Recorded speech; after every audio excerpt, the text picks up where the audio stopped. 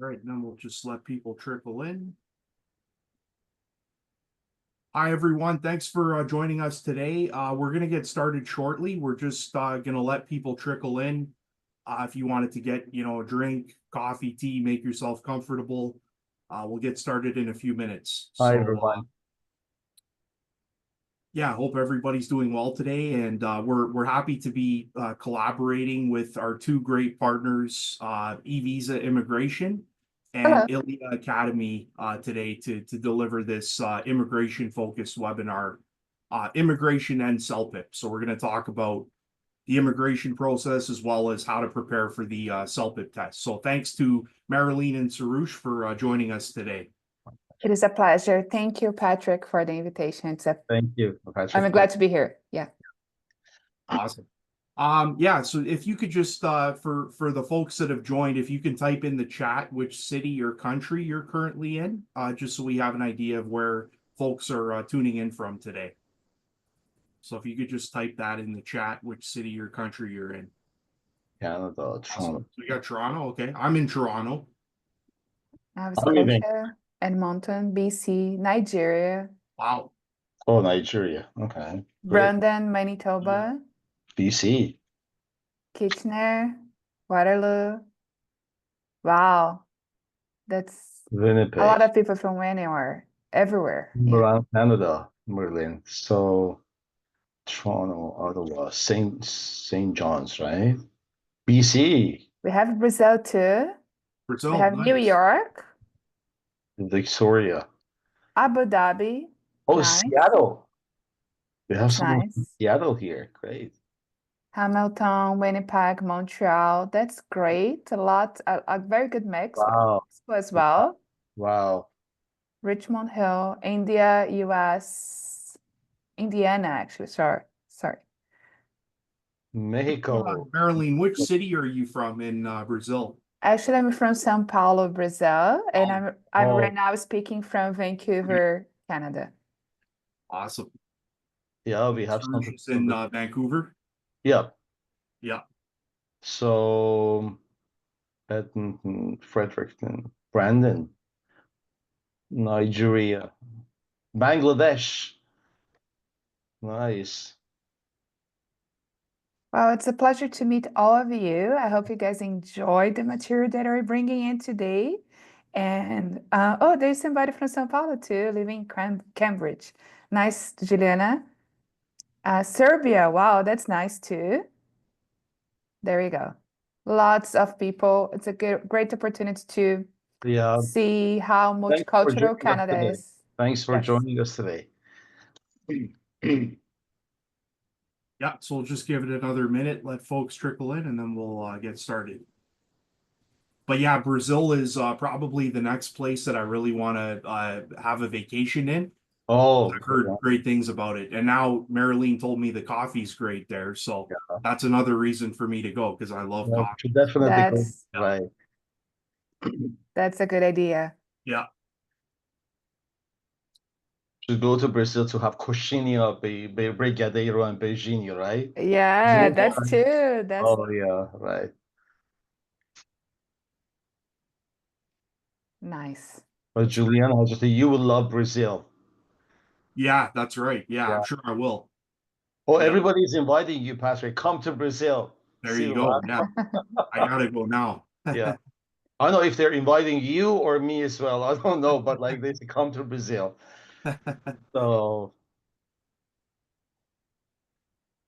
Looks like we have a lot of folks Nigeria. in Canada today, though, that are attending. no, That's nice. That's nice. Yes. Yeah. no, in BC. Yeah. And we're in the two most expensive cities in Canada, Toronto and Vancouver. Oh, yeah. Right. Yes. Yeah. Yes. So we are based in Vancouver, guys. Those who are in BC. So because we have Donald from Kelowna here, Kelowna is in Kelowna BC. is a lovely city. For The many beauty- times, I have considered, should I move to Kelowna? Right. I truly love the scenery and the energy, and I'm a wine lover as well, and there's a Oh, lot yeah. of lovely wineries there. So yeah, Kelowna is a lovely city. I really wanted to go see more of the Atlantic side. I see a lot of people from Nova Scotia as well, and Halifax, So we have John's. So would probably my next trip in Canada is going to be to see the Atlantic provinces. That's nice out there. They got good seafood. That's good. That's good. Yeah. Um, I want to go to Lake Louise, Alberta. I heard it's really nice there. yeah, You beautiful. Yeah. you haven't been there? I haven't been there. No, just seen Oh, pictures. Oh, Yeah. wow. Yeah, That's a shame, definitely. Patrick. You I gotta know. go. I know. Yeah. I actually last year, just in July, I did a road trip Okay. from here to Jasper. So I was stopping on the way. I stopped in Kelowna, I stopped in Canmore, and then Calgary, Lake Louise, Banff, Lake Moraine. And then I went all the way to Jasper and back. It was like a lovely trip. It was very, very nice. Sounds like Lake an Louise is awesome one of the trip. most Yeah. beautiful places I have ever seen in my life. Yeah. I mean, it's, yeah. Yeah. It was very nice. Yes. Yeah. So yeah, Marilyn, whenever you feel ready, we can All right, so let me share my presentation here. Just a moment. So let's get started. sounds good.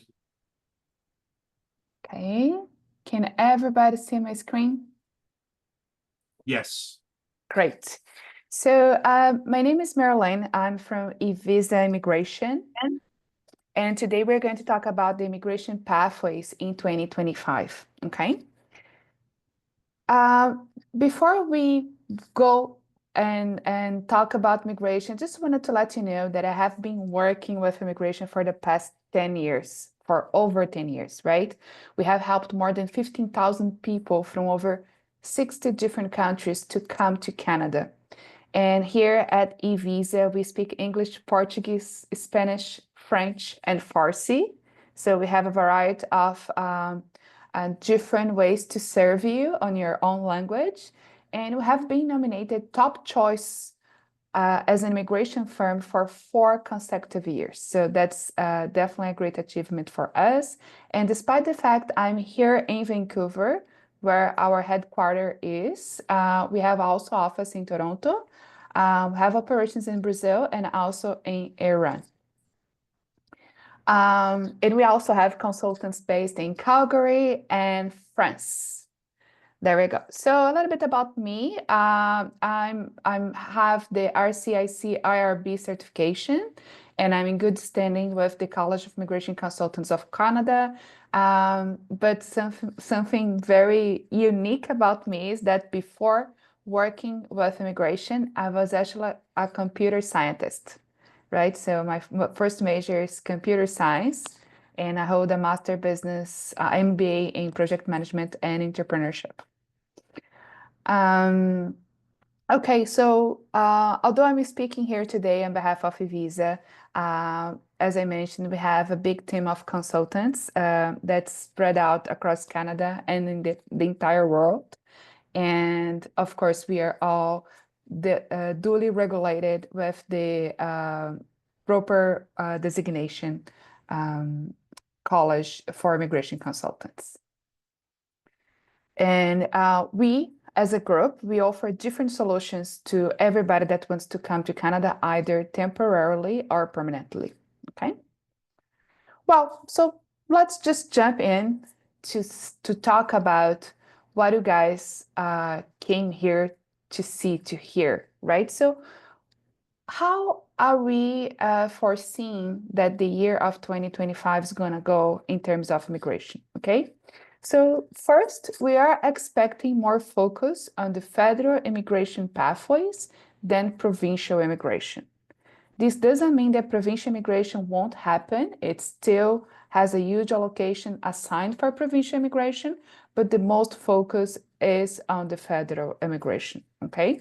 And within the federal, we have two, I would say three actually, big focus, okay? First, we are seeing that the government of Canada is really focused on helping those who are already in Canada transition to permanent residency, okay? So it's like enough to just come as a visitor and be here? No, you have to be qualified for the Canadian Experience Class category in order to be qualified. Or in other words, even considering the possible new pathways that are open up in the near future, you have to have some Canadian work experience, right? So usually you obtain those if you came as a student and then qualified for the post-graduation work permit, or if you came as a temporary foreign worker with support of an employer, for example, right? So those through those two pathways, you can accumulate Canadian experience and then be part of the profile that the government of Canada is focused on right now. For everybody that's everywhere, either in Canada or anywhere in the world, there is also a great focus on occupations in demand, right? So those skills and competencies that the government of Canada has mapped that's lacking in Canada, and therefore we need to bring from overseas. It is a great focus as well.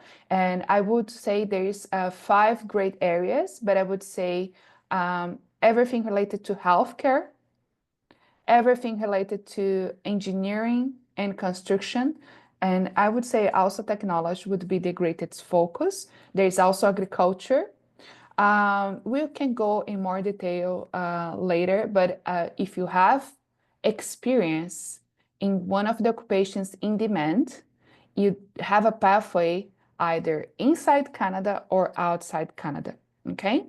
There's also focus on people that are willing to learn French and reside outside Quebec. So that's one of the priorities as well.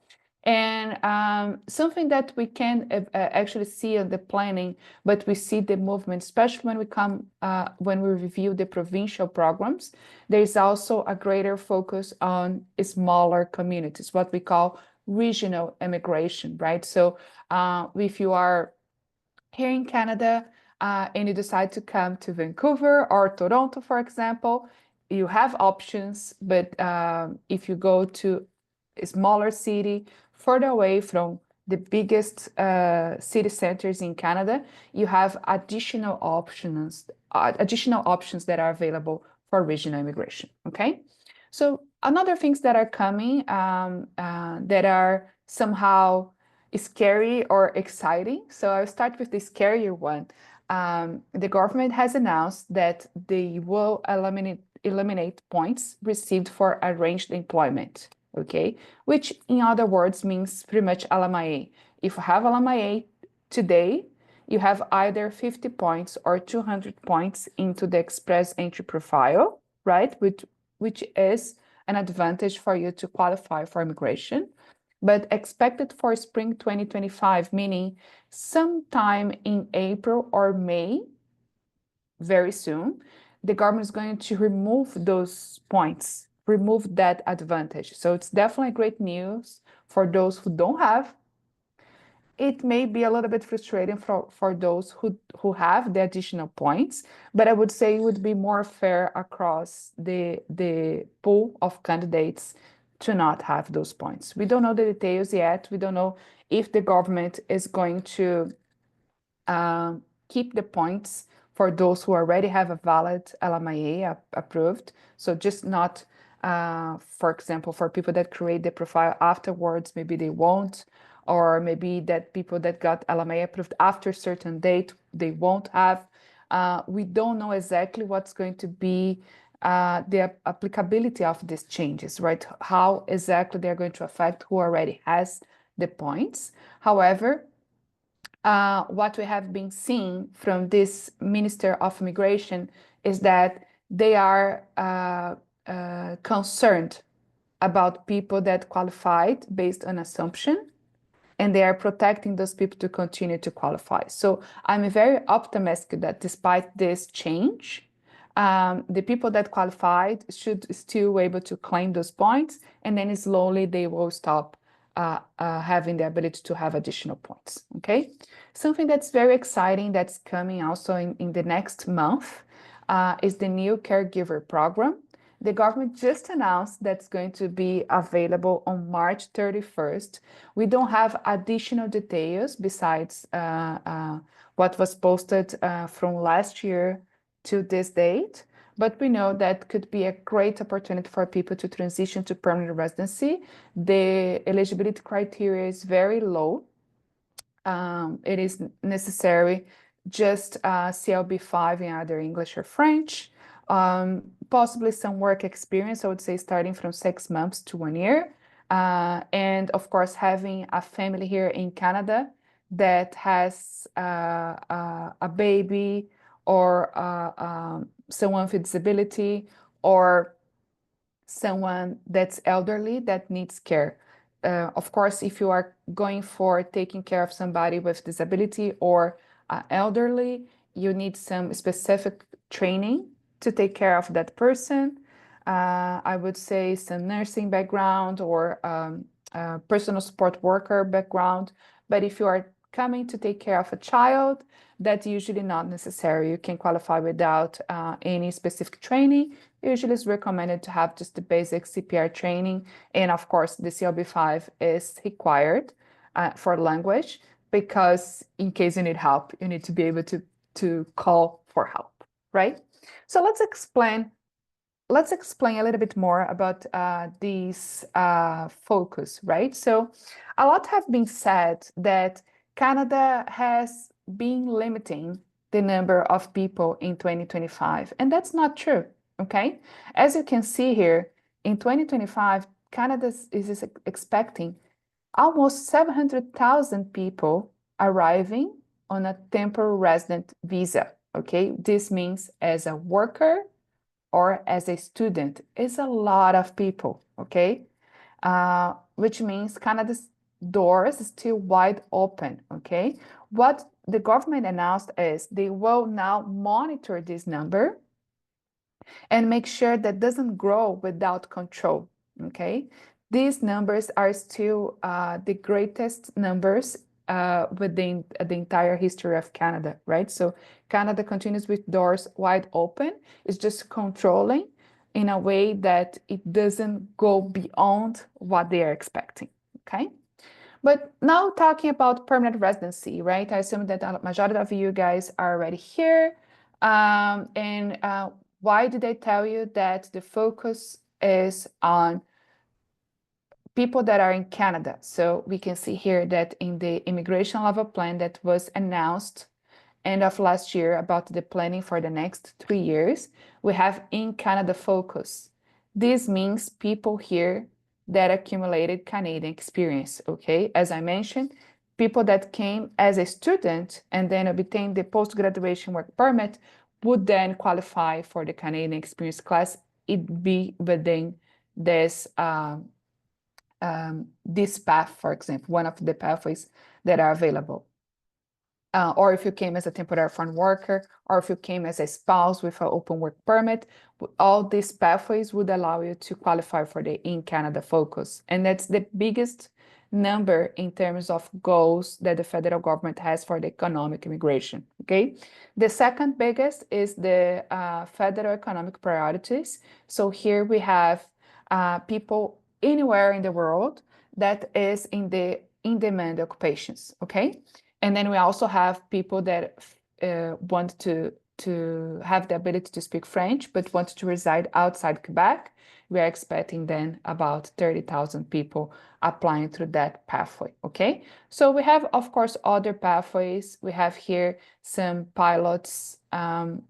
It's about 10,000. The Atlantic immigration is about 5,000, sorry.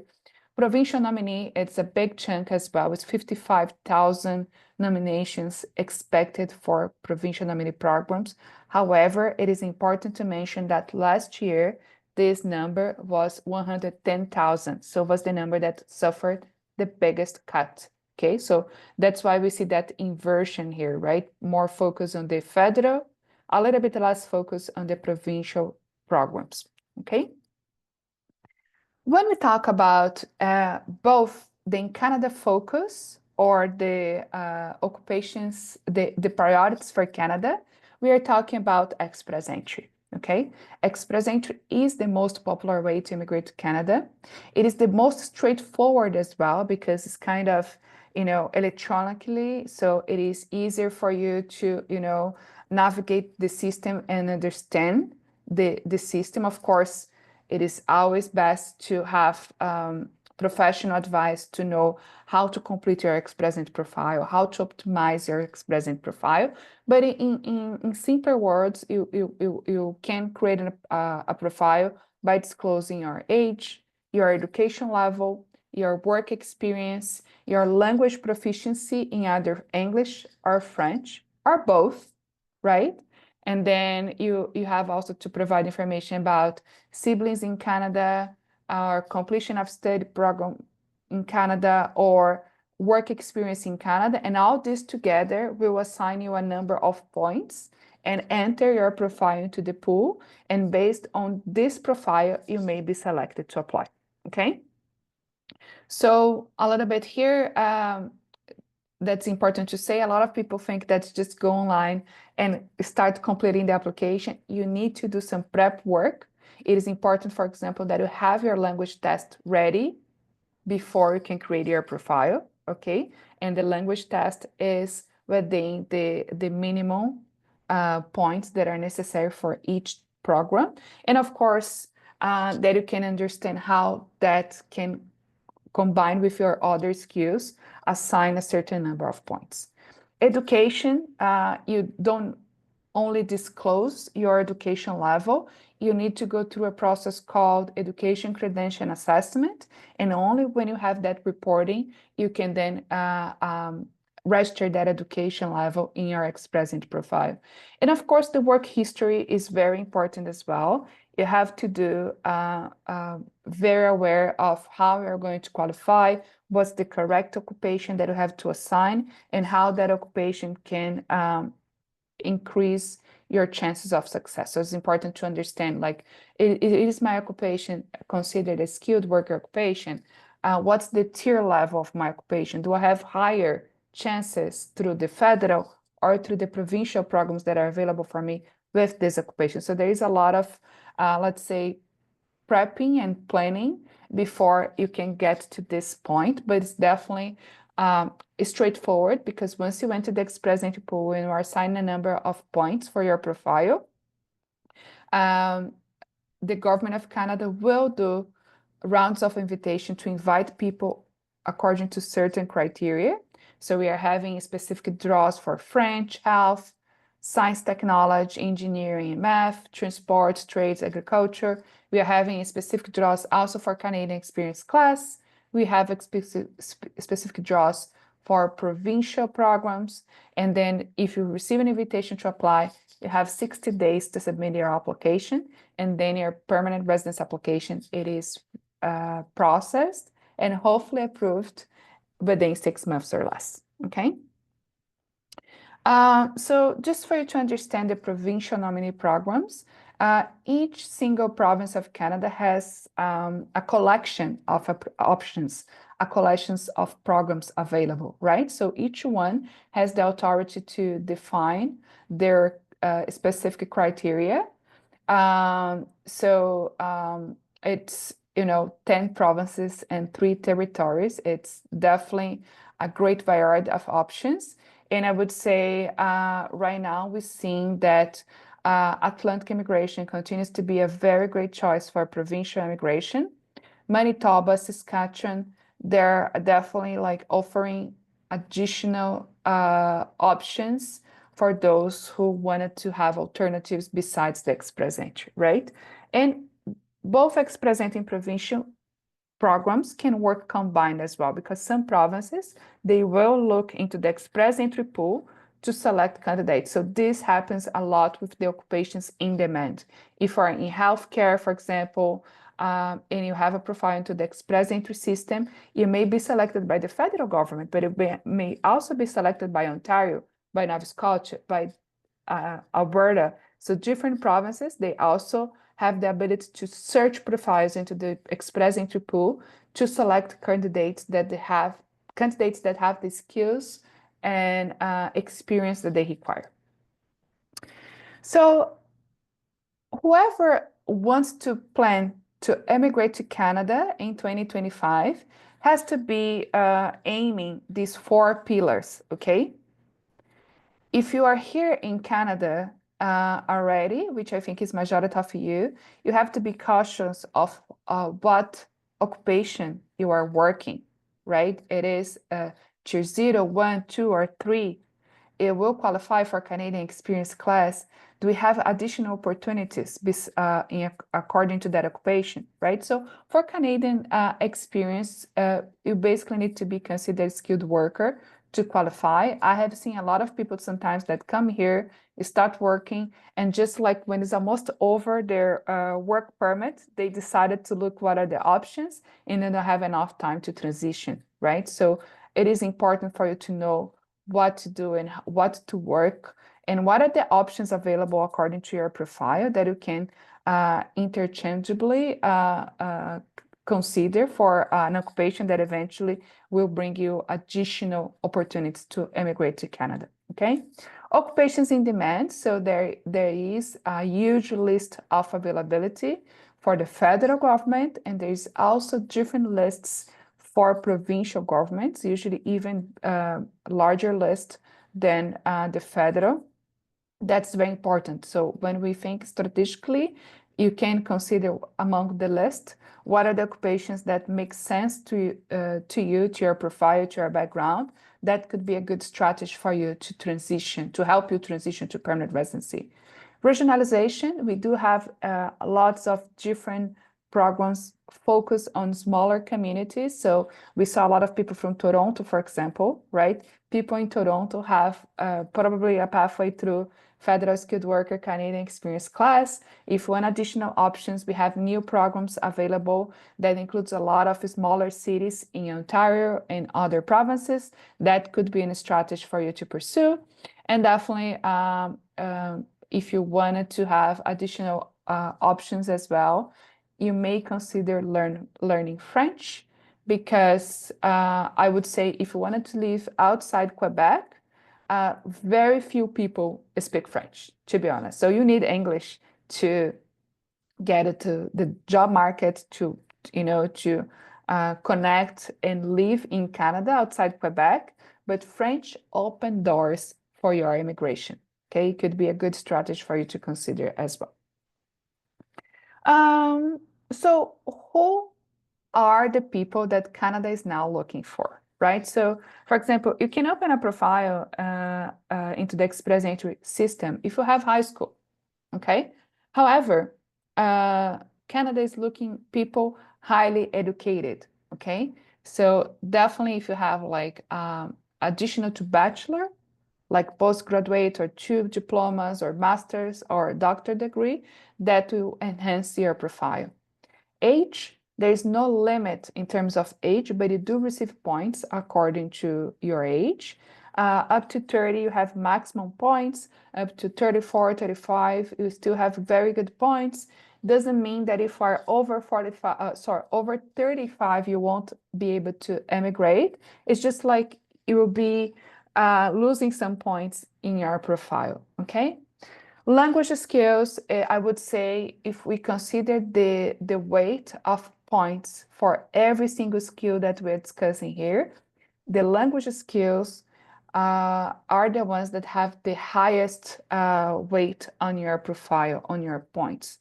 And we do recommend that you have English or French at advanced level, or both. And if you have both, then you can have English and French at intermediate level.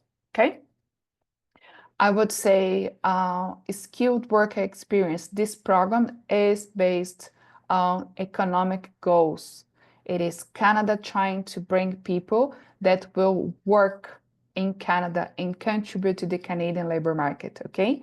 So you have to have at least 1 year within usually 10 years of work experience to be considered a skilled worker. And then different programs have different criteria. For example, for the occupations in demand, you just need 6 months. However, in the past 3 years. For the Atlantic migration, you need 1 year in the past 3 years. For some provincial programs, you need 2 years in the past 5 years. So really depends, but in general, it is at least 1 year of work experience for you to qualify, and maximum points when it comes to the points for the express entry, you receive having 3 years within the past 10 years, okay? Enough funds to settle in Canada. That's important, specifically if you're coming from overseas or if you are qualifying without Canadian experience. Once you have Canadian experience, or if you have LMIA in Canada, then you are not required to prove funds, okay? And I would say the greatest pathway right now is to focus on occupation in demand or in Canadian experience, okay? That's the let's say, the most straightforward pathway for immigration, especially in 2025. So for those who doesn't know, a lot of people think like skilled worker, you have to prove like very special skills that are outstanding, and it's like hard to prove, and that's not true. For you to be considered skilled worker, you just have to have experience in one of the occupations that is classified under Tier 0, Tier 1, Tier 2, or Tier 3. And Tier 0, it includes managers, directors, assistant managers in all occupations, no matter what manager you are. Like you can be manager of a restaurant, you can be manager of a store, you can be manager of a laundry place, like a hair salon. If you are a manager or assistant manager, you are Tier 0, okay? You can be also Tier 1, so usually engineers, software developers, game developers, doctors, lawyers, accountants, also marketing specialists, for example, business consultants, mostly will fit on the Tier 1. So the criteria here is if you need a university degree to perform your work, you probably are under Tier 1. And here I would say there are a lot of opportunity for occupations that do not need to be regulated in Canada. So I would say if you're a lawyer from overseas, most likely you need to study law here in Canada in order to become a lawyer, right? But your experience as a lawyer overseas will count as a skilled experience, even though you didn't validate your diploma in Canada. So that also very important to say, like, doesn't matter.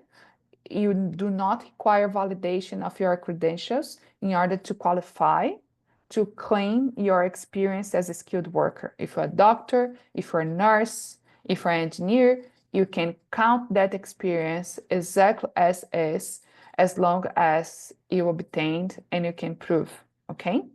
Of course, if you're in Canada, then you can only claim occupations that you are qualified to perform. And then I would say in this case, you could still, for example, if you're a lawyer, you could still be a legal assistant or a paralegal, and then that would be possibly under Tier 2, which is usually for occupations that you require some kind of training, maybe a technical training, a vocational training, or a diploma. However, you not necessarily require a university degree, okay? So for Tier 2, we have graphic designers, cook, bakers, all levels of supervisors, all levels of trades, they all fit on Tier 2 or Tier 3, okay?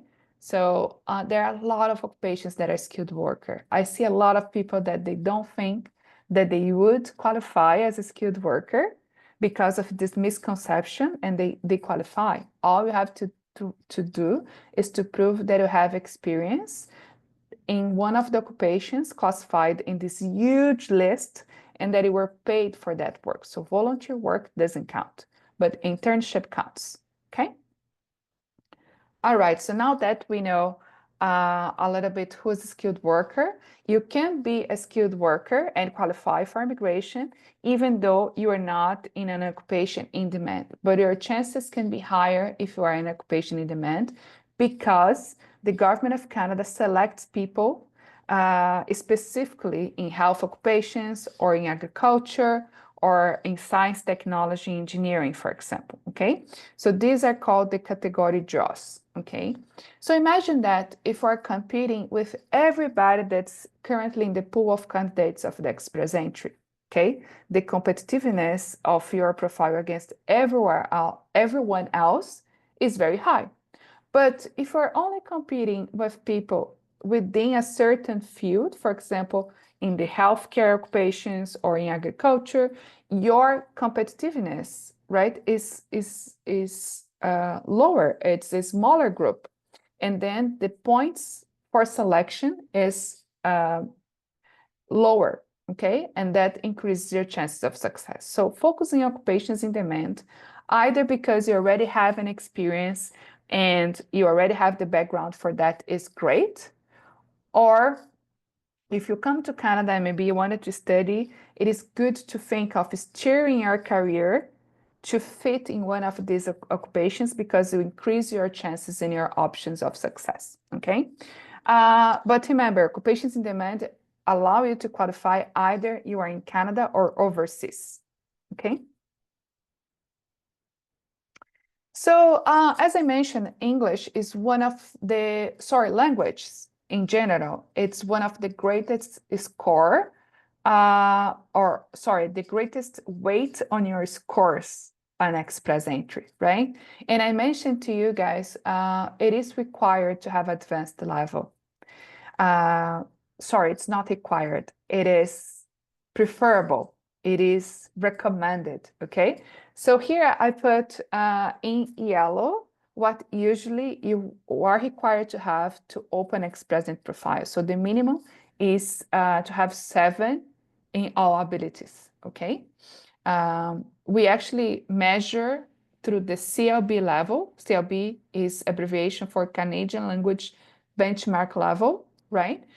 It's a way to level all the other tests that are accepted. So let's talk about CELPIP.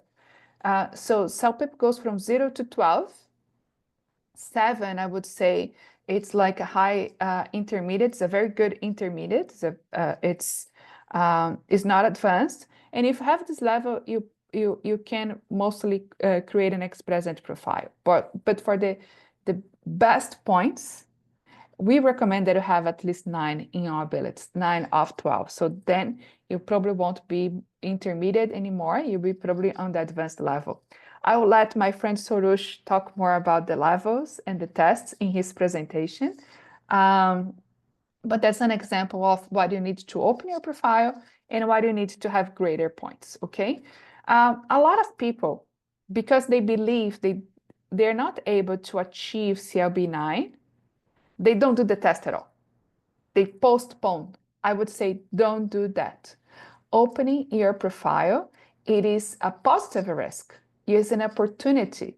You may be selected. The government of Canada may, decide one day, okay, let's invite everybody that's in the pool in this occupation or with this criteria. And it happened before. In February 13, 2021, the government of Canada cleared the pool and invite pretty much everybody that had Canadian experience. So, put your fear aside and have your test done, have your test ready, and be available. Create your profile. But this also means that you are ready for several opportunities that may come your way, because we are considering that in 2025, the government of Canada may open a new TR to PR pathway, which is a pathway for those who are in Canada. And if you remember anything about the past, if you're following immigration for a while now, in 2021 as well, the government announced mid of April that they would open a program like that. They opened on May 6, 2021. And if you applied, great, you were in, you received your permanent residency. If you didn't apply, you lost a great opportunity to apply.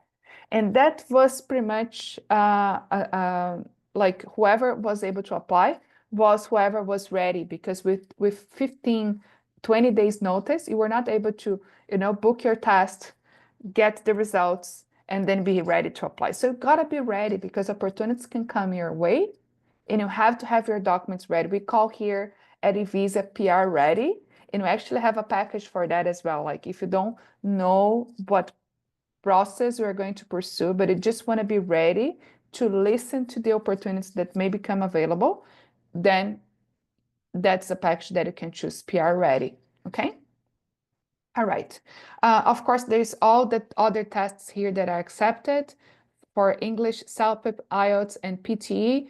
For French, TEF Canada and TCF Canada, we do recommend CELPIP as the main test for people to apply. We have feedback from thousands of clients that are happy with the structure of the test and the way that's evaluated. And guys, it is Canadian. We gotta support Canada more than ever, right? So that's very important. Don't forget that. If you are in Canada and you want to make Canada your home, start supporting Canadians as well. Okay, a lot of people think that for immigration, a lot of funds are required. And yes, we have to pay for the tests, for translations, for your education credential assessment, for consulting services, for the processing fees, right? But when it comes to required funds for immigration, if you do not have Canadian Experience Class, this is the amount that you're required to present that you have available, okay? So if you're single, around 15,000 Canadian dollars. If you're a couple, around 18,000, and then about additional 4,000 for each additional family member. And for family member, I mean spouse and kids. You can only have one spouse, right? So I would say for additional kids. So maybe 1 kid, 2 kids, 3 kids. So the amount is proportional according to the size of your family. And then remember, if you have Canadian Experience Class or if you have a LMIA or LMIA equivalent job offer, you are not required to prove those funds. So who are being invited to apply in 2025? Okay, so it has been a great year so far. We just started, we are finishing the second month, right? So we had 1, 2, 3, 4, 5, 6, 7 draws already. Great numbers. We see 2 draws for Canadian Experience Class at 4,000 people invited. There was another one at 1,350. We had draws for provincial nominee programs were 3 as well. Of course, the numbers are a little bit lower because of pretty much they invite everybody, okay, that's available at the time. So we see here the numbers, and we have past week the invitation that was for 6,500 people who has French added to their profile, French at minimum CLB 7, okay? And that was a great number of people invited as well. Of course, the year is just starting. We haven't seen yet the category specific draws, the in demand occupations draws, but I would say, in my opinion, is the next. We probably are going to see in the next month draws for healthcare, draws for STEM, which includes science, technology, engineering, math, and trades, I would say, that are my guess that is going to come next, okay? We talked a lot about how it is the greatest opportunity to transition to permanent residency in 2025 to qualify for Canadian Experience Class, right? We can see here was the most number of people invited to apply. Of course, the cutoff points is still very high. As I mentioned to you guys, people are counting here additional 50 points for having an LMIA. So if you don't have LMIA, it may be still time to consider, may work or may not, but just as an information, I applied for LMIA in January 2nd, was on January 2nd, 2025, and was approved on February 14th. So about 42 days, okay? And this person then got additional 50 points and was invited, it's going to be invited to apply very soon. We are very excited for that client. And a lot of people are afraid of trying that option. And I know that there are a lot of people waiting for LMIA to be processed right now, but that could be an option as well. But if you don't have, and considering the news that the government will remove the 50 points, the advantage of having the LMIA points, we are expecting these points to come down and probably will reduce about, I would say, from the start around 30 to 40 points, and then normalizing around 470 in the near future. Okay, so let's see how it goes. But that's means even if you see here 520 points, don't get upset if you have calculated your points and they're not there yet. Let's work together to discuss your case and understand how you can plan your immigration, not to what you're seeing right now, but what we are expecting to happen for the upcoming months. Okay. So a lot of people are already here. But if you are overseas and you want to take advantage of the Canadian Experience class, one of the easiest way to apply and to qualify for a work permit is through studies, okay? But now the word changes as well on the qualification for the post-graduation work permit, and you have to study with purpose, either bachelor, master's degree, MBA or doctor degree, or areas in demand. So there is a huge list of occupations, in fields in demand that you can study and will qualify for the post-graduation work permit. So it's not limited as one may think, but now not all programs qualify for the post-graduation work permit. You have to be aware if you want to use that pathway as a way to come to Canada sooner and have additional options to immigrate to Canada. And of course, try to always focus on smaller cities, then you most likely will have additional options to transition to permanent residency, okay? So we mentioned about the change of the post-graduation work permit. One big change is right now, in order to apply, you need to present your language test, okay? It's the same language test required for immigration. So hopefully you do for your post-graduation work permit and then you are done with it because you are ready then to apply for immigration. That's great. So pretty much the government of Canada is streamlining a pathway for you that studied, then qualify for the post-graduation work permit, and then you'll be ready for permanent residency. That's great. A lot of people were not happy to have to study a little bit more before they can qualify. Sorry, guys. There was a little interruption here. Let's go back. That's okay. It happens. I don't know. Sorry about that. So let me just go back. I think my screen stopped sharing, right? We see your like the you're not signed in page. Oh, okay. So let Yeah. me stop share for a moment just to fix here. Perfect. And sorry about that. Okay. Yeah, technology is always finicky. Right.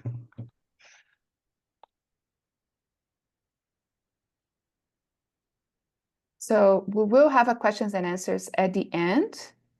So if you have any questions, make sure to post it and we will review and answer all your questions as well. Yeah, there are so many questions in the chat box for you. That's good. That's good.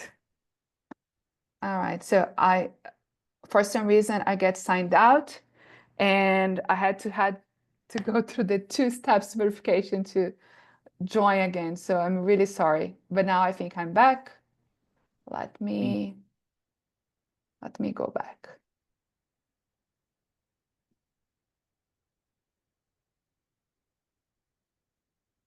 Okay, there we go. So post-graduation work permit changes. As I was mentioning, the biggest change is to be required for the English test.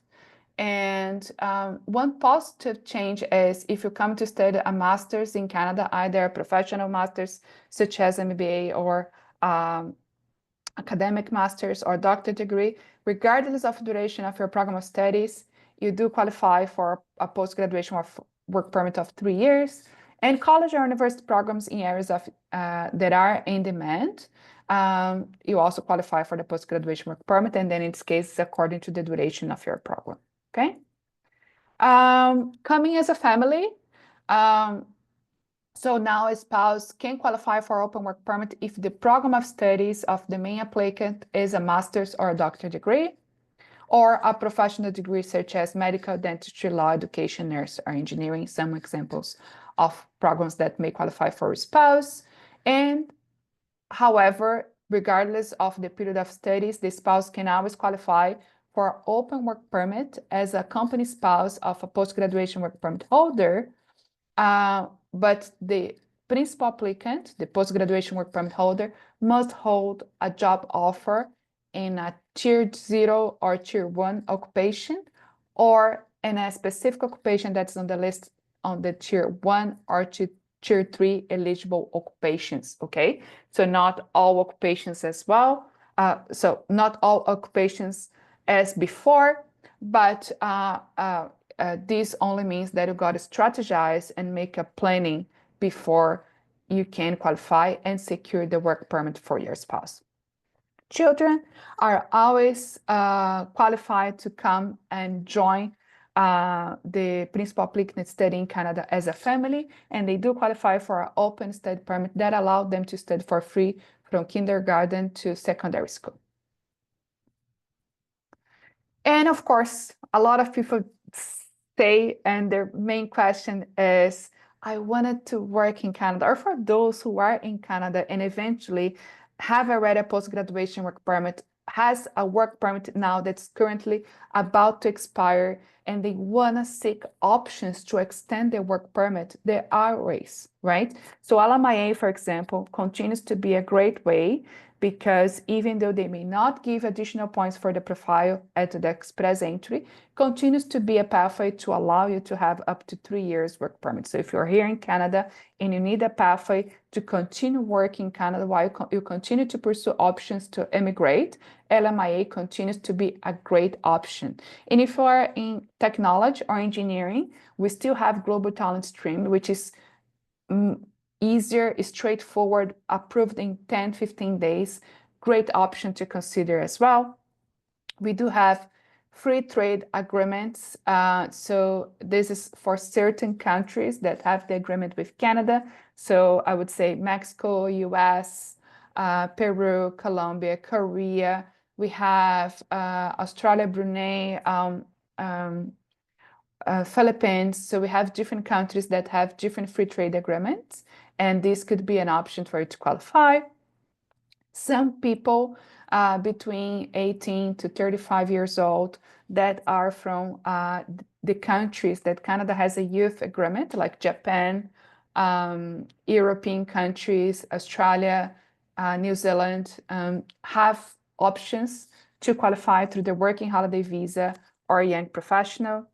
If you are, language savvy, like learning languages, there is a great option right now to obtain the work permit to the French mobility program. So if you have CLB 5, which is like very, very pre-intermediate, very low level in terms of proficiency in French, only in listening and speaking, and any job offer in Canada. So if you have support of employer, but doesn't matter if it's tier 0, 1, tier 3, you can apply for work permit based on the French mobility program. That's up to 3 years. It's a great program. And I would say, Soroush can talk more about it, but like we have seen clients go from 0 to CLB 5 in 4, 5, 6 months. So that's a possibility. Of course, require effort, but it is possible. And, you may consider that pathway to extend your work permit. And then once you extend the work permit, if before the changes of the LMIA points, you can even eventually count 50 points if you have a work permit based on the French mobility program, because that 50 points it's based on any closed work permit. And if you continue studying French, you also have additional options with the specific rounds of invitation for people who speak French, okay? I see a lot of people also here in Canada for a long time, and a lot of them wouldn't qualify for Canadian Experience class because they decided to open a business, right? Or maybe because they have a business overseas, they continue to work remotely. Let me just get a sip of water here. So if you have used your time in Canada to open a business and you have clients who are operating a business, you do qualify for a work permit for operating a business. It's called the C11 exemption, and that's a great option for you to extend your stay in Canada or to even, find a pathway that will assist you to transition to immigration as well. So operating a business could to stay in Canada and continue working, or to come to Canada and start working in Canada, okay? And of course, you can always be an intra-company transferee, which means being transferred from a multinational corporation to Canada. If you apply for immigration, you can always qualify for the Bridging Open Work Permit. There's also a current exemption for provincial nominee programs as well that qualify. But overall, if you apply for any immigration program in Canada, you may qualify for the Bridging Open Work Permit. And I would say for all the singles out there, right, don't do fake marriages, please. But if you are single and eventually found a loved one that it is Canadian citizen or permanent resident, we can always have the option to apply for the spousal sponsorship, and that would be also a pathway to apply for work permit while you are waiting for permanent residency, okay? So when I say getting married here, please make sure that I'm not advising in any way for you to go through a fake marriage. It has to be genuine, it has to be love, but if the love happens to be with a Canadian or permanent resident, that could be an option for us to explore, okay? So yeah, that's it. So I would reiterate here, we are a big firm. We have over 15,000 of successful cases, and we are more than happy to assist you in case you decide to consult with us to understand how you can make your plan to come to Canada successful.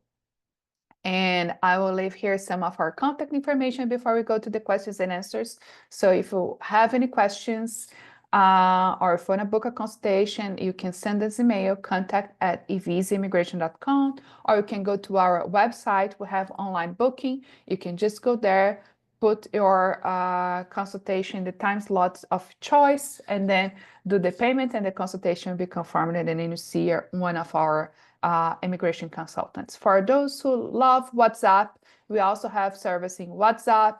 Our number is right there. Feel free to send a hi, or our direct phone number as well. Okay, so please take a moment to take a screenshot. Thank you so much, Marlene. Beautiful. Thank you. Yes.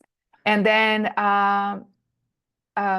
Patrick, should I go to the questions and answers right now before we transition to Soroush? If you want to take like one or two questions now, that's good, and then we'll leave the rest till the end. At the end, okay. So I have a lot of specific question. Well, let's see here. Questions from Nahal Vazan. Hi, I have a question. I have 6 months work experience as electrical engineer and 6 months as an IT engineer user support. Can I claim that as 1 year of work experience? Yes, you can. The great thing of the Canadian, so yes, you can, but let's separate the questions here. If this experience are in Canada, doesn't matter how you accumulated 1 year. I had one client once that he accumulated 1 year with 7 different employers. So he literally worked 1.5 months or 2 months with each employer until he accumulated 1 year of experience, and he was able to qualify for Canadian experience classes. Not a problem. However, for the federal skilled worker, meaning if your experience is outside Canada, you have to have at least 1 year of continuous work experience. So you can count, like, for example, if you have 1 year in a different occupation continuously, and then you have 6 months, you count as 2 years, okay? But at least 1 year has to be continuously, okay? So in this case, we have to assess how would that be considered as continuous? If there was no break, for example, that could still be considered as continuous, okay? And then I think it's another related question here from Euchin. I'm probably saying that wrong, but I hope you understand that I'm answering your question.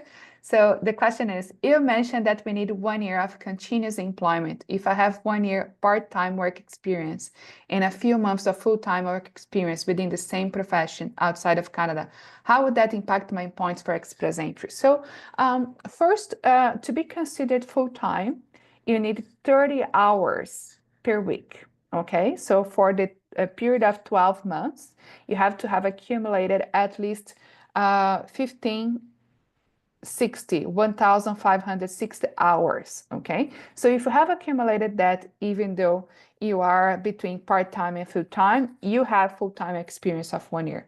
If not, what we are going to do is to separate, like this period was part-time, less than 30 hours per week, and this period was full-time. So we will account for, and we have to review in this case your specific case to confirm if you qualify or not for the 1 year of continuous work experience, okay? But if you meet the minimum of 1,560 hours within 12 months, you then can claim 1 year of full-time work experience, okay? Okay, I would say for those who wanted to book with us, we do have a $10 off coupon for everybody attending this seminar, and the code is CELPIP25. So go to our website, make sure to write CELPIP25 on your checkout. You're going to get a special discount before our consultation, okay? And yeah, I think I can now hand over to Soroush to go over his presentation and share insightful information about the test. Of course. Thank you very much, Merlin. My pleasure. Patrick, would you like to get started? Would you like to say a few words or? Sure, yeah. Just Yeah. wanted to introduce everyone to Sarush and his language school in BC, Ilia Academy. They're an excellent prep provider for CELPIP. They've been a longtime partner of ours. So definitely consider them, you know, if you're looking at getting support preparing for the CELPIP test with a teacher that is officially licensed by CELPIP. That can really help you go the extra mile and get that the best score that you can, because we do have self-study products, but we do recommend consulting with Ilia Academy to prepare for the test as well. So just wanted to introduce Sarush. He's going to go over the CELPIP test and also talk about the prep classes that his organization offers. Take it away, Sarush. Oh, thank you so much, Patrick. First of all, I apologize if my voice sounds a bit hoarse today. I have a bit of cold. 2 days ago, I got back from Ottawa. It was minus 16, 17, and I'm back here.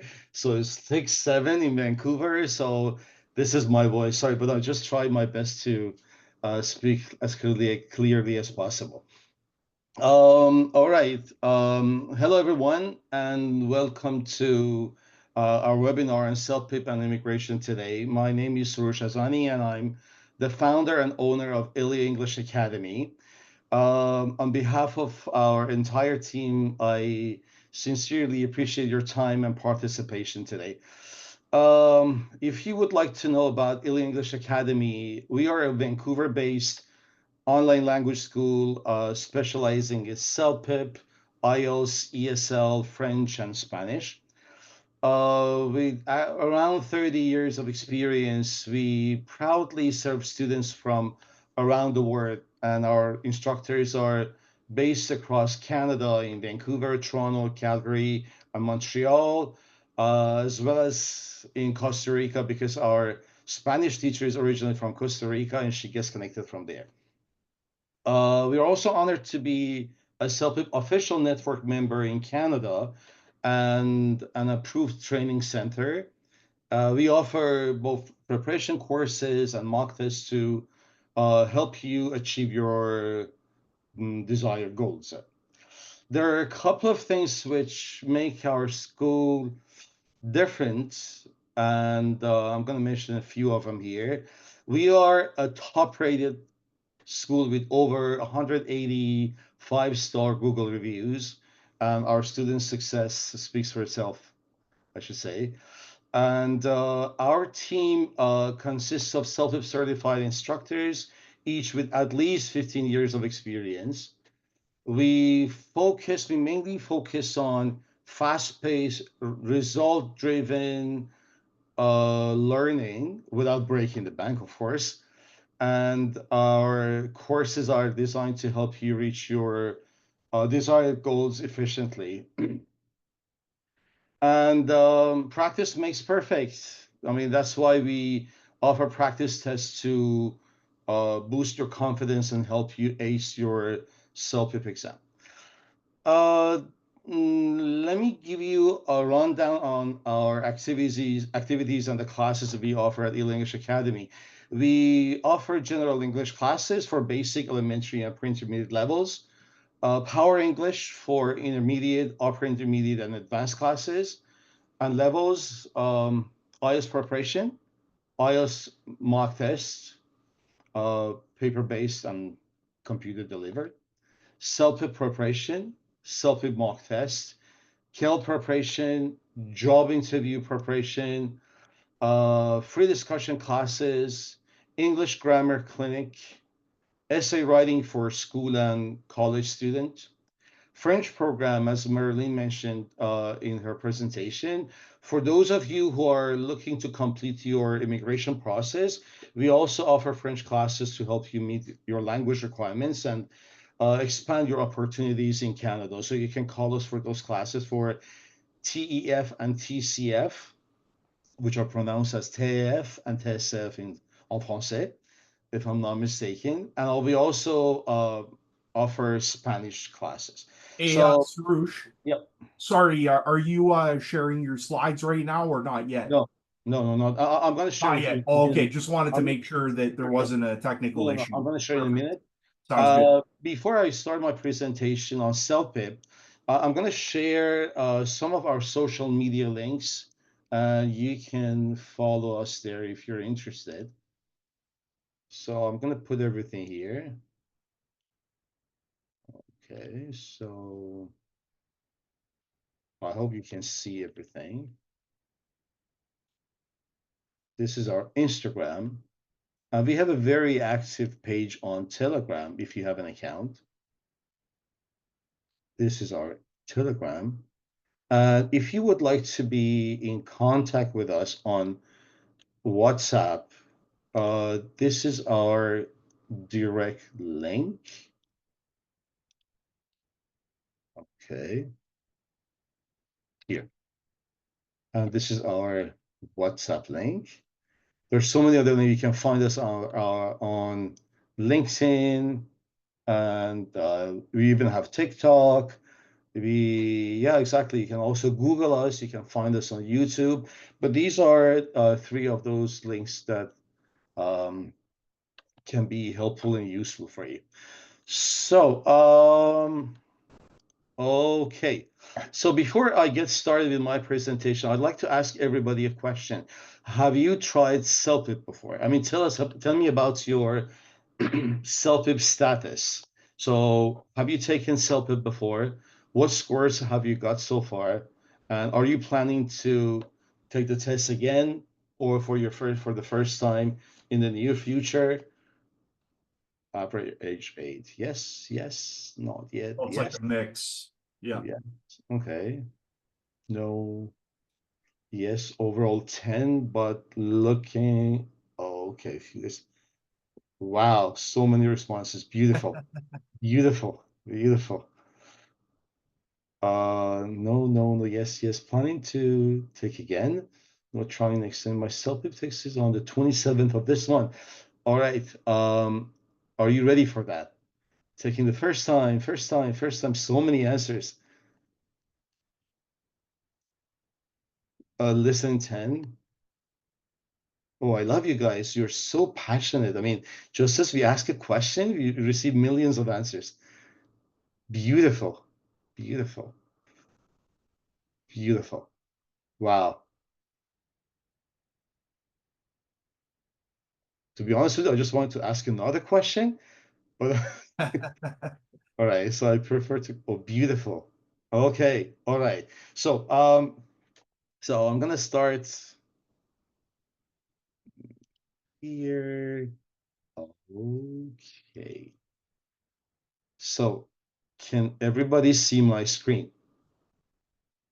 Patrick, is it okay? Is it You good? just have to go into like presentation mode. Yeah, perfect. Okay, so is it fine? Yes. All right. Be self-pip ready with us with English Academy. As an official network member in Canada, we are here to help you ace your exam and achieve your dreams. So, what is CELPIP? CELPIP, or the Canadian English Language Proficiency Index Program, is a standardized test that assesses English proficiency in listening, reading, writing, and speaking. It's widely used for immigration, professional certification, and education purposes in Canada. So I'm pretty much sure that maybe some of you, many of you are familiar with the CELPIP test, but I need to start from scratch and talk about CELPIP and like the components of the test. And okay, so you know that there are three tests um, accepted by RCC for immigration purposes. So CELPIP, in my opinion, and also as Merlin mentioned, is the I don't say it's an easy test. Many people say CELPIP is the easiest test. There is no easy test in the world, in my opinion.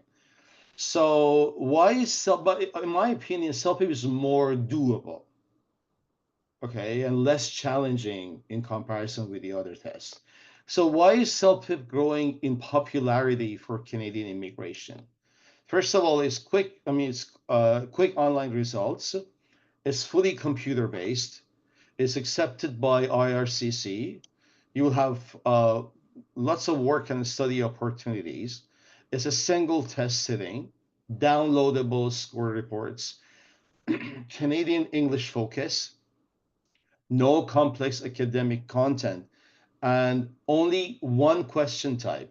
So in the other test, there are more than 10 question types, and every question type has got its own strategy.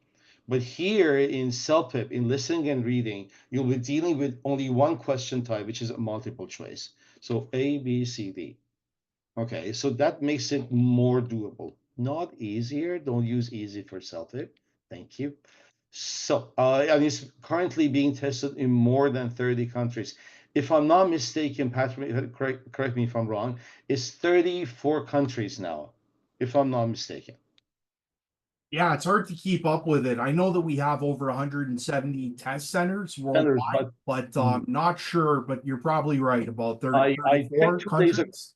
I checked 2 days ago. It was 34. There you go. 34, yeah. Yeah. Okay. So about the test, it's available in two versions: CELPIP General Test and CELPIP LS Test.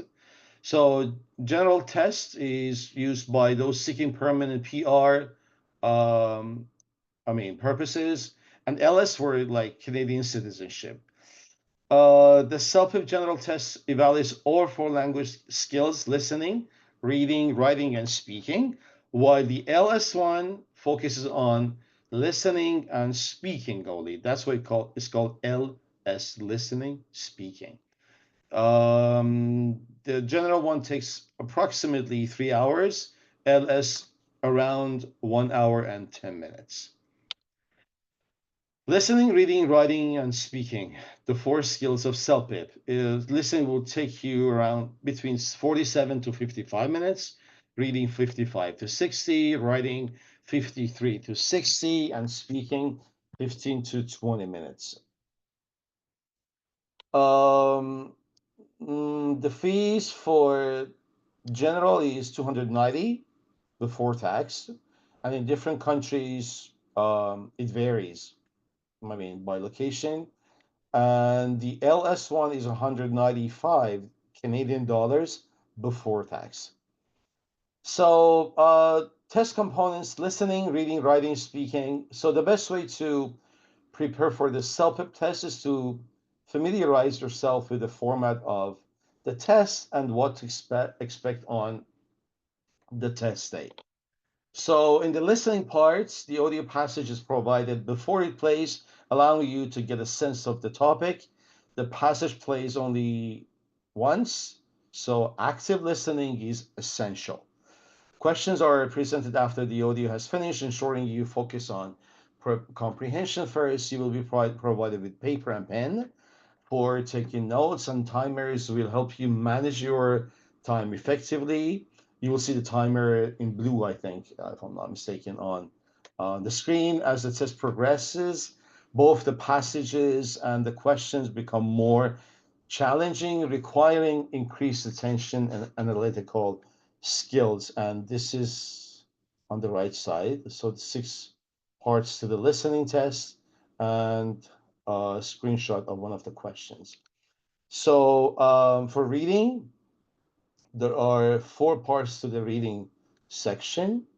And the first one is reading correspondence, reading to apply a diagram, reading for information, reading for viewpoints, and the passage appears on the left side of the screen. The questions appear on the right side. And there is a countdown timer which helps you manage your time effectively throughout the test. Moving on to the writing part. So there are 2 sections. In the first section, you'll be given, the first task is on writing an email. The second one is responding to survey questions. So this is a screenshot of task 1 right here. And the background information is displayed on the left side, the specific instructions on the right side. And one thing is that you have access to basic editing tools. So you can right click if you're not sure about your spelling and find the right one, right spelling of the word. Word counts will be given at the bottom. And you can do the spell check. And you're expected to write between 150 to 200 words. And then the final part is the speaking part. You don't have to come on a different day to do your speaking test. So you can do all the skills on one day. And some tasks, there are eight parts to the CELPIP speaking test. So giving advice, talking about the personal experience, describing scene, making predictions, comparing and persuading, dealing with a difficult situation, expressing opinions, describing an unusual situation. Some tasks, while some are only present only text, while others include both text and an image. Each task provides a designated preparation time before you begin speaking. Your responses are recorded and evaluated later by raters to assess your ability to communicate effectively in spoken English. So this is CELPIP level descriptions and CLB equivalents, Canadian Language Benchmark. And this is the conversion table. So we have CLB, we have CELPIP. Marilyn talked about these scores before my presentation. IELTS, PT, TEF, and all these tests. If you would like to have this brochure, text us on WhatsApp. I put the link in the chat box for you, and we will definitely share it with you. And now about our classes at English Academy, Master CELPIP with us. So there is, a brief introduction of what we do at Illy English Academy. We have expert-led preparation courses. Our dynamic program develops your skills in understanding audio recordings, analyzing reading materials, writing professional emails and surveys, and speaking English fluently and accurately. We do have group, private, and semi-private sessions. And I'm just trying to summarize everything for you. And you can read all these things later if you want. Yeah, with certified instructors, flexible scheduling, and skill-specific training, we provide everything you need to excel in the CELPIP exam. Okay, so I think this is what you're looking for. So if you are a pre-intermediate level student and you would like to reach a band score of 8 or 9, so pre-intermediate or intermediate. If you're a pre-intermediate student, you're expected to be at level 5 of CELPIP. Intermediate, 6 out of 12. So the majority of students who call us for CELPIP, they need the highest band score because they need to gather more points for their immigration purposes. So our whole package for 3 band scores improvement and 1 level of general English improvement. So it will take you either 5 months in group classes, 2-3 months one-on-one private classes, semi-private classes, same as like one-on-one, same quality, same number of sessions, 2-3 months. And if you would like to have skill-specific classes, just a class on reading, listening, reading, speaking, you just need to let us know. 40 sessions for group classes, the whole package. So almost 3 band scores improvement and 1 level improvement in your general English. So 40 sessions, 2 days a week. And so each session is 90 minutes with maximum 6 students in every class, as you can see here. And for the private one, so 40 sessions will change to 25 sessions, and the same for semi-private. What happens in 40 sessions? So we have 5 months, 8 sessions in each month. In the first month would be working on your general English. Month 2, month 3, month 4, month 5. Each month, 8 sessions and 1 skill of CELPIP. So 8 sessions listening, 8 sessions reading, writing, and speaking. 5 months, 8 sessions, 40 sessions. But in private classes and semi-private classes, those 8 sessions will decrease to 5 sessions. So 5 sessions of general English, 5 sessions of reading, writing, speaking, and listening. So I can share this one with you, and you just need to text us on WhatsApp, and we'll definitely share it with you. And if you need any consultation, if you have any questions about our courses, you can text us on WhatsApp. Because when I say WhatsApp, because we have students from different countries, not just in Canada. I mean, WhatsApp is the easiest one, I think, and the most accessible one for students. This is our, registration process. So initial consultation assessments, phone consultation, we assess your background in English, test history in CELPIP, IELTS, TOEFL, Duolingo, and familiarity with CELPIP. Then proficiency check. If you're a pre-intermediate or above, we determine your placement. Otherwise, we may recommend a general English course first. Mock test evaluation, if needed, based on your previous scores or consultation results, we may ask you to take a CELPIP mock test to tailor your learning plan. Course structure and learning approach, test, teach, test, TTT methodology. That's our methodology at English Academy. We introduce each skill, teach the strategy, and immediately reinforce it with targeted mock tests. Gaps are identified and filled before moving forward. So we teach you, we test you, then we teach you based on your weaknesses, and then we test you, then we teach you. This process goes on and on in all our classes. Frequent mock testing throughout the course. Students take practice tests focusing on different parts of each skill to ensure steady progress. Personalized support. Students have direct access to instructors.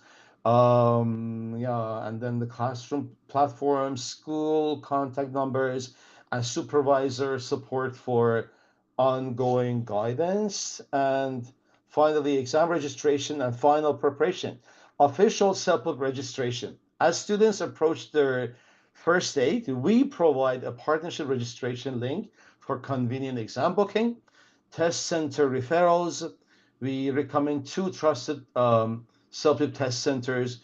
I mean, there are so many test centers and they're all good, but we mostly recommend 2 best ones to our students.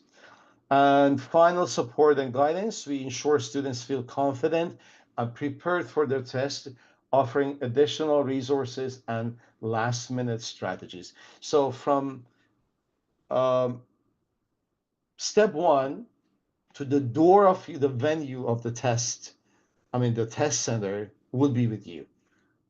Okay. And so you can be confident throughout the whole course.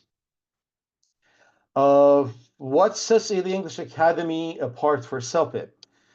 We are official CELPIP network member in Canada, recognized by Prometric testing for top, we talked about this one before, certified instructors, authentic CELPIP resources, personalized approach, and then realistic mock tests, proven track record, high pass rates, and glowing testimonials. You can check our Google.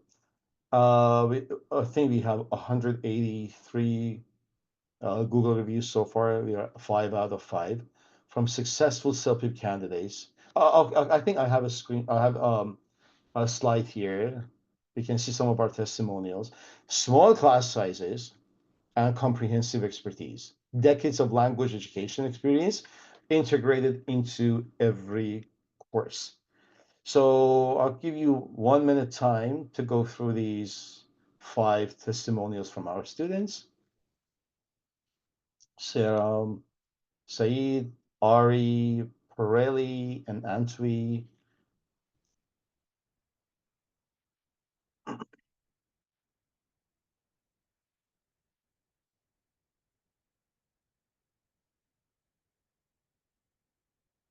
Yep. So this is our phone number. This is our QR code if you want to like scan it here. You can do that. I'll share the links again in the chat box. And this is our website address. Thank you very much.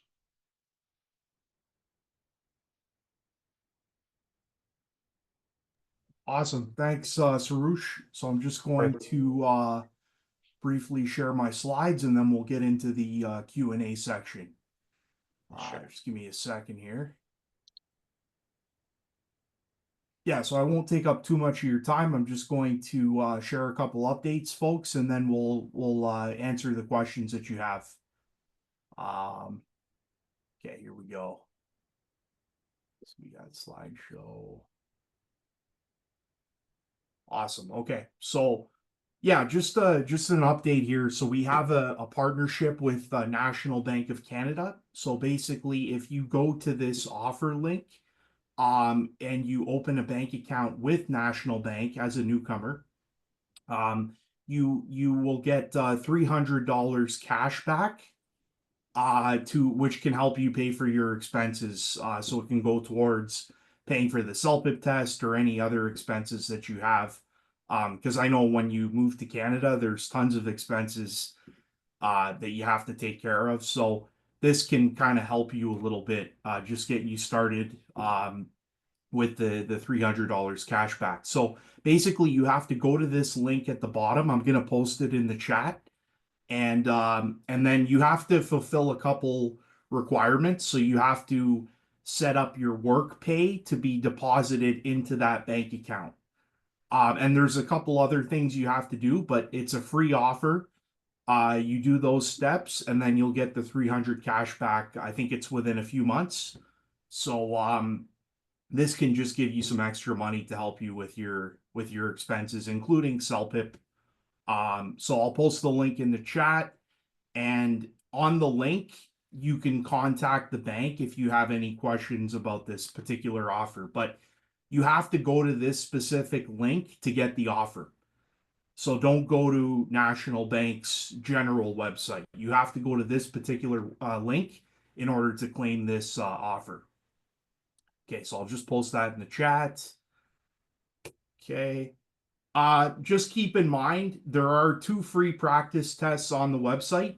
So if you go to the CELPIP website, there is a free section, and you can take the 2 free sample tests that we have, and they will give you scores in listening and reading. So you can see your performance in both of those 2 sections based on how well you do in the practice tests. So you get 2 free tests. We have more that you can buy on our online bookstore, but you get 2 for free. Yeah, to help you out there. Follow us on Instagram. It's CELPIP Test Official. That's our official username. It's a great way to stay up to date. We post news of new test centers we've opened up, study product sales that we have going on, and also more webinars that are coming up. So we'll notify you if you're following us on Instagram. Yeah, and then last but not least, just be wary of scams out there. There's a lot of people that are selling score reports online so that you don't have to take the test.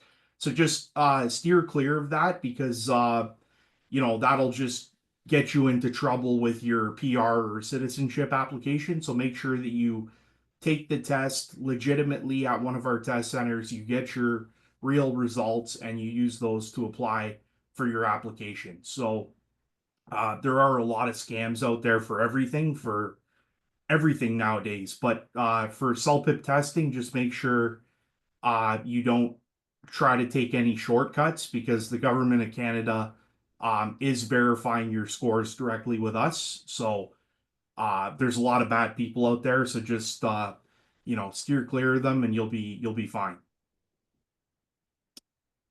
All right. So this is our contact information if you want to get in touch with the CELPIP team by phone or email. We also have our social media channels posted there below. But now we'll spend some time answer as many of the questions as we can. So feel free to type any questions you have for any of the presenters in the chat, and we'll try to answer as many of them as we can. Just wanted to thank everyone for their interest in receiving the brochure from us. I just checked our WhatsApp. There are so many requests from the attendees today. So we'll definitely share the brochure with you after this webinar. And I shared the links here. So I'm going to share again. Yeah, and then I'm just gonna post the National Bank link in Oh, the yeah. Oh, yeah. just do that right now. Here we go. So, Patrick, may I answer one question here? Yes. Because there is a question, I mean, Zara and like 2 other people ask about the reading test of CELPIP. Yeah, reading is the most challenging skill of CELPIP.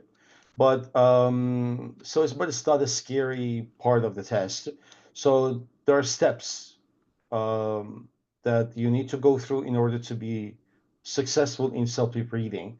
So many students call us for CELPIP reading or CELPIP listening, considered as the most challenging skills of CELPIP. I'm losing my voice, I think. Sorry, I'm just trying to. So the first step is to become a reader. So you need to become a reader. I mean, we don't just provide you with the strategies for different parts of reading in the first place. So there are 5 steps that we follow in our reading classes. First of all, you need to be a reader, then a speed reader. These days, we don't read due to like the advancement in technology and stuff like that. So you need to be a read, and we don't have the patience to read. People, I mean, say do not put more than 1 or 2 sentences under, I mean, as a caption under your Instagram video or post, because people are not patient enough to read. So first we'll make you a reader, then a speed reader. Then we'll work on your comprehension. Then we combine, no, step 4, combine comprehension with speed reading, and finally we'll be working on the strategies. And the same for listening. Folks, we'll try to open up your ears, You should be able to hear things. Then we'll provide you with the techniques. So don't worry about reading. It can be the easiest one for you. You just need to follow some steps to succeed in these two parts of the test.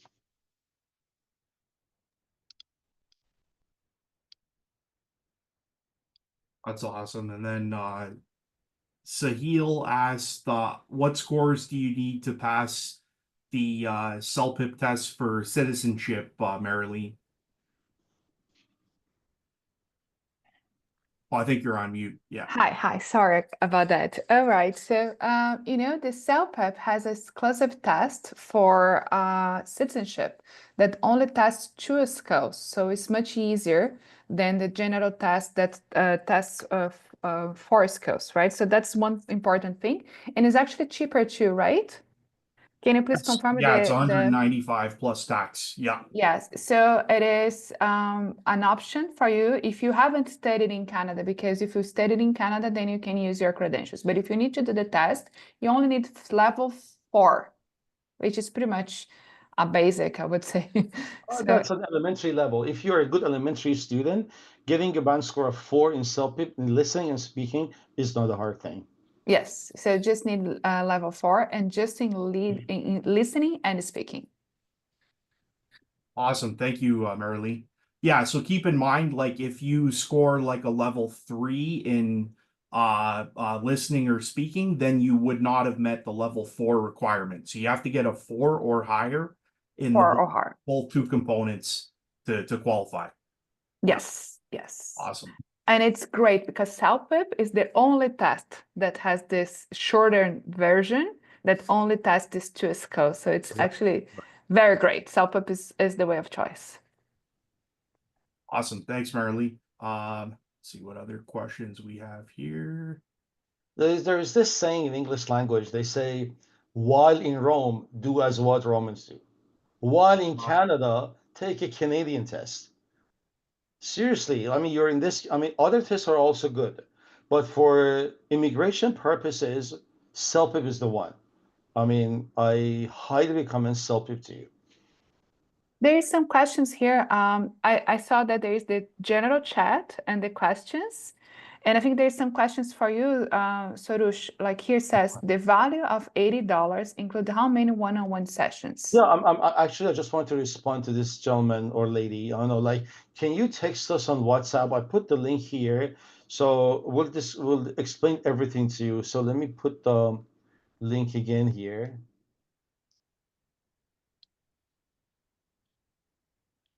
Because we can talk about the pricing later, like in. And there is a very interesting question from Zara that's like, she's CELB 6. Can she get CELB 9 in 3 months? Exactly. If you, I shared the thing with you, in 3 months, you can take part in our one-on-one classes or semi-private classes, which can be covered in 2 or 3 months. If you take like 2 sessions a week, you can cover everything in 3 months. If you ask for 3 days a week, you can cover everything in 8 weeks, which means 2 months. Definitely possible. Okay. There's one interesting question here that says, if CELPIP scores are equal to CLB. Yes. Exactly. The Yeah. Canadian language benchmark level is Canadian. CELPIP is a Canadian test. It was created based on the CLB. So it's the only test that the score is equal to CLB. The other tests, you have to have a conversion of the scores. Right. Yes.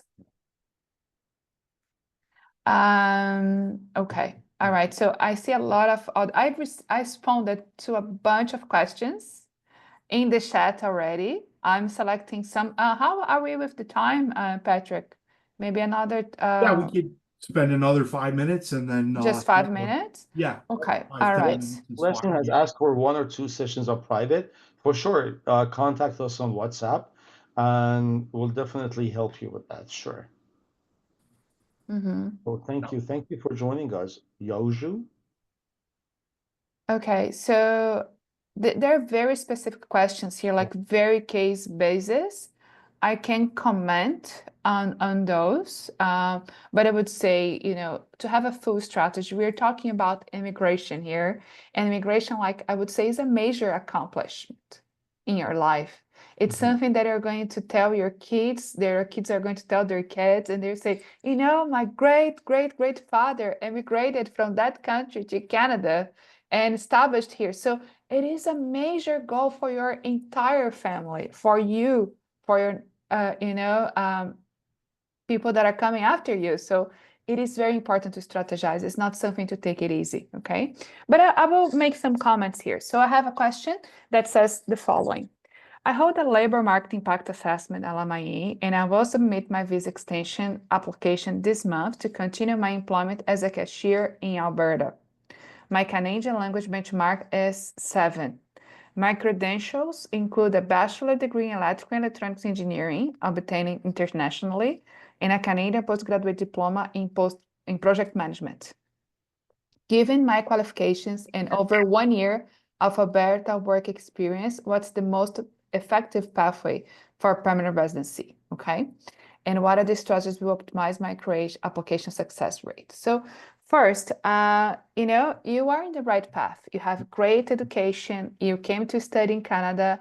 You achieved the minimum scores to open your profile. You also are in the path to qualify for the PNP. However, you chose to work as a cashier in Canada. There's nothing wrong. There is nothing against working as a cashier. But when it comes to strategizing for your permanent residency, you have to focus on skilled occupations to increase your chances of success. Okay. And you have a degree and knowledge in electrical and electronics, which is a field in demand in Canada. And I have seen many international people coming to Canada and find a job in their trades because it is, you know, it matches the need of Canadians with the skills that you have to provide. And there's a lot of misconception about that. Like a lot of people think that you'll be discarded as a qualified applicant if you are international or if your education was not here from here. And especially for engineers, there's a lot of misconception that you need to have the engineer validation, the Canadian equivalent, in order to work as an engineer, electrical engineer in Canada, for example. And that's not true. Here, the designation, which is called professional engineer or professional eng, allow the person to sign the project, to sign the technical report. But one PEng, one professional engineer, can have many other engineers that are not PEng in their team, okay? So I would say, if you want to increase your chances of success, I would say consider letting go of your current work and focusing on finding a job either as electrician or electrical electronic engineer, because there is demand, there is jobs available, and that is a skilled worker occupation that's in demand and increase your chances of success. Okay, so I wanted to answer this question just to clarify the misconception about the need of validation in some occupations, the fear of pursuing the qualified job, and you know, why you have to strategize, like you have to have a focus. That's the occupation that I'm going to apply because of this reason, to increase my chances of success, to increase my chances of immigration. Okay, so it is great that I have LMIA, but LMIA, if it's not an occupation tier 0, 1, or 2, or 3, it doesn't help with anything, to be honest.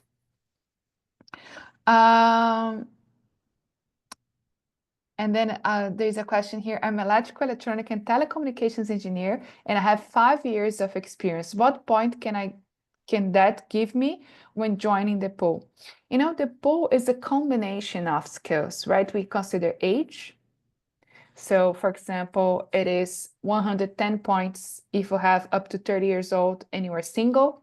If you're married, however, it's up to 100 points if you have up to 30 years old. So you need to consider your marital status, your age. So your age usually, for example, you lose 5 points every birthday after 30, right? So just to give an idea, if you're electrical electronic communication engineer, do you have one credential, two credentials, one bachelor, and one specialization, one, we have to look into that because there is the points assigned for education. You mentioned the band 9 in language. Yes, so for language, you got a great score. You have the best score in terms of language, right? We need to know your work experience as well, right? So I would say, based on everything you are letting me know here in this message, sorry, there's no even language information. So we needed to know the language information if you need to have your score. So I can't tell you just by your occupation how many points would have on the Expressing profile. But if you go to Visa website, at the bottom of the page, there is free assessments, and you can complete a free assessment.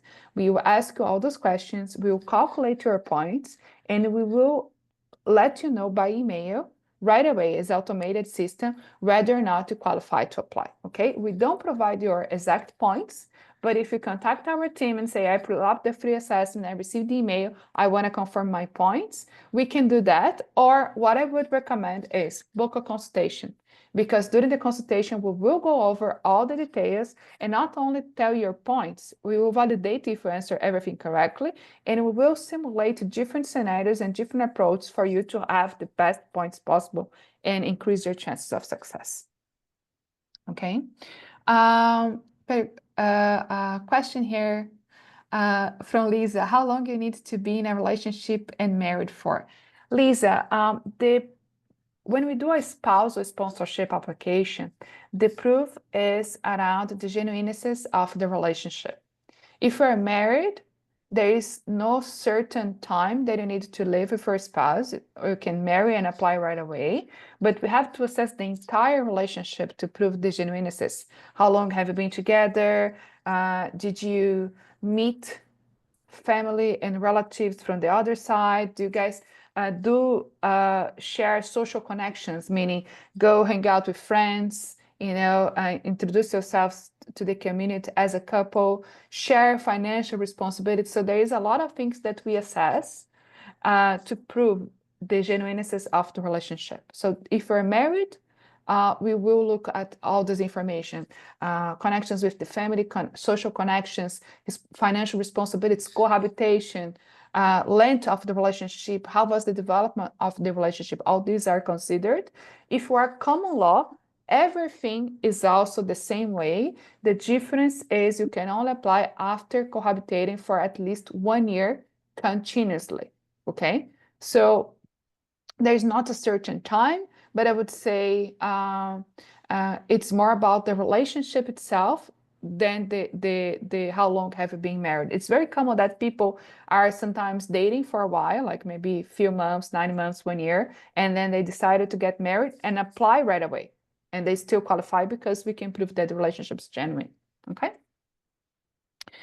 Can the funds be held in an external account or should it be in Canadian account? That's a very good question.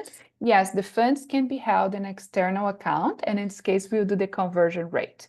So for example, we will look at the currency and then get an official report of the equivalency in Canada. So let's say, I'll give an example and for Brazilian folks, like one Brazilian real, it's equivalent to about 4 Canadian dollars, right? Sorry, it's the opposite. 4 reais is equivalent to 1 Canadian dollar. I think So it's also real, right? yeah, it's called real too. Portuguese Yes, real, or right? it could be the Iranian reals too. Right. It's the same, but then Right. it's 45,000. 1 Canadian dollar is 45,000 Iranian real, right? An average. So then I say like, okay, so if I need to put 15,000 Canadian dollars, but you were demonstrating in reais, let's do 15 times 4, right? And then we will share your amount in Brazilian reais or Iranian reals and show the report that proves the equivalency, okay? Second part of this question here, is it advisable to apply for the work permit for my spouse together with my postgraduate work permit at the same time, or is it advisable to wait for mine to get it in before. It is always advisable to apply together, okay, if possible. However, now you need to meet the requirements of having a job offer that qualifies tier 0 or 1, or in a specific occupation in the list of tier 2 or tier 3 occupations, okay? And the third part of the question was the current waiting time for a post-graduation work permit approval. Unfortunately, it's quite high, it's about 4 to 5 months, okay? So it's taking a while, but once you apply, you have maintained status and you are eligible to apply, to work right away. You submit your post-graduation work permit, you are already qualified as a worker. And by the way, this waiting time in which you are working under maintained status qualify for Canadian experience. So, you know, at the end of the day, you are receiving additional time, because when the officer processes your application, they're going to give, let's say, 3 years upon approval. And if you waited 5 months, you were allowed to work for this 5 months, 6 months, and this counts for Canadian experience. So you actually received additional 5, 6 months eligibility to work in Canada that you can use even towards the PR.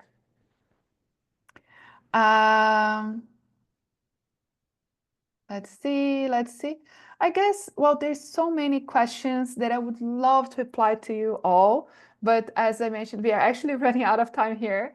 And I would again reinforce with all of you that we are offering a specific code as a discount for all of you that want to talk to one of our consultants to have your questions answered.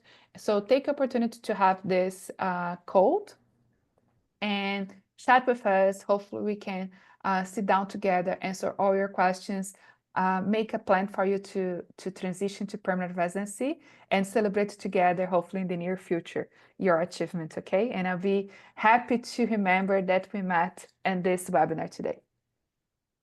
That's awesome. Thanks, Marilyn. Merlin, Sorry, just go ahead. one thing,